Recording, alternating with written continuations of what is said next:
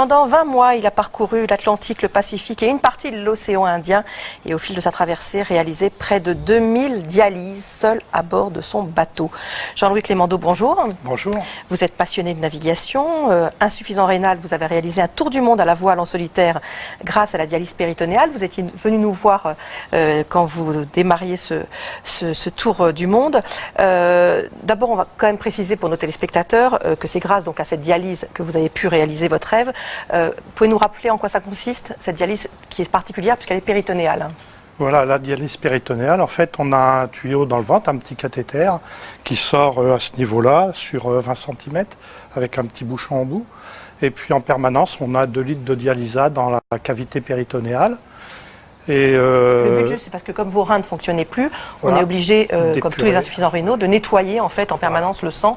Et donc c'est une technique, on connaît bien en général à l'hôpital les dialyses classiques. Là, c'est donc un système qui est ambulatoire en fait. Voilà, c'est-à-dire que j'ai des poches. On vous voit d'ailleurs, on vous voit sur l'image en train de préparer votre dialyse. Donc c'est des poches, il y a une poche vide, une poche pleine de dialysat.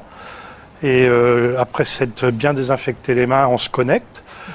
On ouvre et à ce moment-là, on met la poche vide par terre, le ventre se vide, il sort du pipi. Et puis une fois que c'est vidé, on clampe, la poche pleine, on la met au-dessus de soi. On ouvre et la poche pleine vient remplir en fait la cavité péritonéale. Ça dure entre 30 et 45 minutes et ça fonctionne. Moi, je faisais 3 fois par jour. D'accord. Et si vous voulez, ça fonctionne un peu comme si dans un seau d'eau claire, on met une paire de chaussettes sales, on laisse tremper pendant 3-4 heures, on enlève les chaussettes, l'eau est sale, donc les chaussettes un peu plus propres. 3 fois par jour, tous les jours, hein? Tous les jours, tous les jours. Tous les jours. Alors là, on vous a vu le faire, vous étiez peut-être au port tranquillement, etc. La mer, ça remue de temps en temps quand même. Comment vous faisiez quand vous étiez en pleine mer, que ça agitait pour la dialyse? C'est pas très compliqué, hein, puisqu'il n'y a que 20 secondes le temps de se connecter. Donc on se cale et puis tac, on branche et puis c'est fini. Et puis 10 secondes le temps de se déconnecter. Le reste du temps, on se balade avec ses poches, je s'attache à un endroit, à un autre. Il y a vraiment pas faire ça quand il y avait des manœuvres trop importantes à faire sur le pont quand même.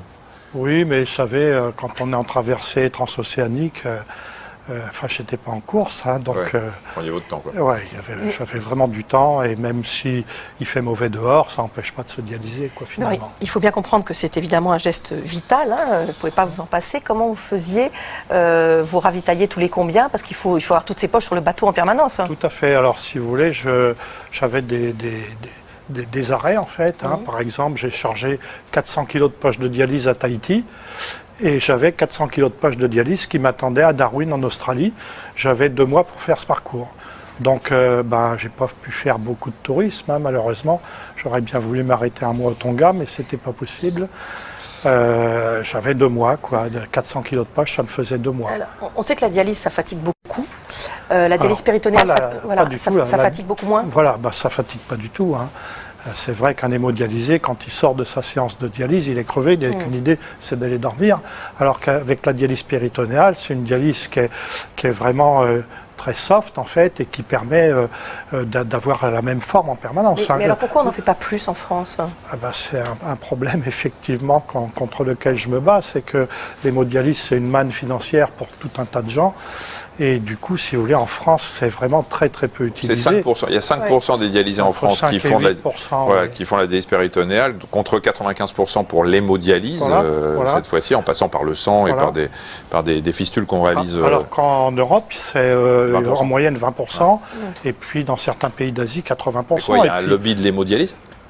Ça rapporte tellement d'argent, si vous voulez, à beaucoup de gens que c'est compliqué, quoi. Hein. Il faudrait qu'il y ait vraiment une volonté politique, parce que ça coûte beaucoup moins cher, la dialyse péritonéale, que l'hémodialyse, quoi. Hein.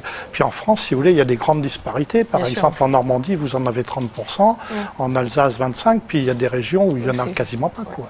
Alors, il s'est passé un événement quand même étonnant, alors que vous étiez de passage en France en avril 2011. Qu'est-ce qui s'est passé? Voilà, alors je naviguais pendant 2 ou 3 mois en solitaire, et puis je laissais mon bateau là où j'étais, et je revenais en France d'un coup d'avion pour faire des examens médicaux, des contrôles, quoi. Hein.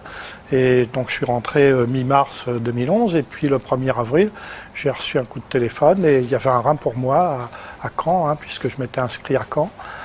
Et donc le lendemain matin, j'étais à Caen et on m'a greffé un rein. Ça s'est passé moyennement bien. Parce que le rein a failli mourir. Oui, il s'est nécrosé sur un tiers et du coup, si vous voulez, j'avais une partie de l'urine qui se répandait dans l'abdomen. Donc pendant quelques mois, j'avais une poche vésicale et une poche sur le côté. On croyait que ça allait mal se finir. Puis un beau jour, le corps, c'est vraiment fabuleux, quoi. Un beau jour, en 48 heures, crac, ça s'est arrêté et j'étais guéri. Et on a pu enlever les sondes et j'ai pu retourner à mon bateau. Vous avez un rein transplanté. Voilà, là maintenant je suis redevenu normal, quoi. J'ai plus de dialyse et je vis normalement. Je suis reparti du Sri Lanka, j'ai été à La Réunion, j'ai pu passer un mois à La Réunion, faire du tourisme, ce que je pouvais pas faire avant, quoi. Je revis vraiment normalement. La greffe, c'est vraiment la solution royale contre l'insuffisance rénale chronique, quoi. On redevient normal, on redevient vraiment normal. Et vous faisiez quoi avant de faire du bateau? Vous avez quel métier? Eh ben, je fais toujours mon métier, hein. Je suis dans l'immobilier, en fait. Je loue des petits bureaux, j'achète des immeubles d'occasion, je construis des immeubles neufs. Et dès que vous avez un peu de sous, vous repartez en mer. Vous allez repartir? Non, c'est une société familiale. Vous allez repartir? Bah oui, là j'ai sorti le bateau quand même, parce que là j'arrive, hein, je viens d'arriver, donc j'ai sorti le bateau, j'ai commencé à travailler dessus, parce qu'au bout de 3 ans, le bateau est quand même un peu fatigué. Ouais. Et puis là, pendant les fêtes, il faut vous mettre sur le traîneau, hein, parce que tous les enfants reconnaissent le Père Noël et non, c'est la Saint-Nicolas. Ils savent que vous allez leur offrir des cadeaux. Aujourd'hui la Saint-Nicolas, c'est pas ça. Merci beaucoup. Merci beaucoup d'être venu, d'être revenu nous voir. Merci.